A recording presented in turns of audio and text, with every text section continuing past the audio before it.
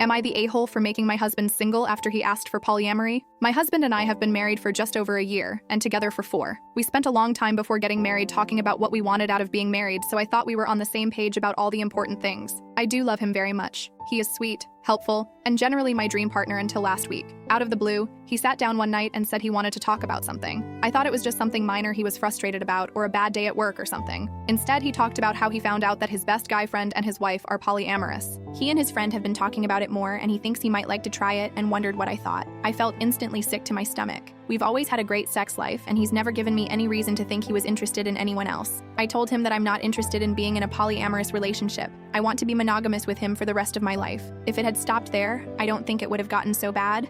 But then he asked if I would read about it and then decide. I said no, I already know how I feel about it. He asked if I would at least think about it, and for some reason that just did something to me. Like instant revulsion, kind of upset. I got up and told him that I was too upset to keep talking, and that I needed some space, so I would sleep in the guest room that night and we could talk later. Ever since that night, I have the biggest ick anytime I see him. He keeps trying to backtrack, but I know he meant what he said about wanting to be polyamorous. It's not so much that he brought it up, it's the 2 other questions after I already said I would never be comfortable with it. It's like that didn't matter to him. He thought he could convince me, and it makes me feel awful. What else is he going to pressure me about if I say no? And if he already wants to sleep with someone else, how can I ever trust him not to do it behind my back? I'm still sleeping in the guest room, and I'm thinking of just asking for a divorce now, when it would be simpler to divide everything up and go our separate ways instead of waiting until years down the line when I get my heart broken. He could go do whatever he wants, and I could find someone who just wants a good, solid, monogamous relationship with me. The idea is killing me, but I feel like it's going to hurt now no matter what I do. While I do still love him, I don't think I can ever unhear and unsee my husband asking me for an open relationship,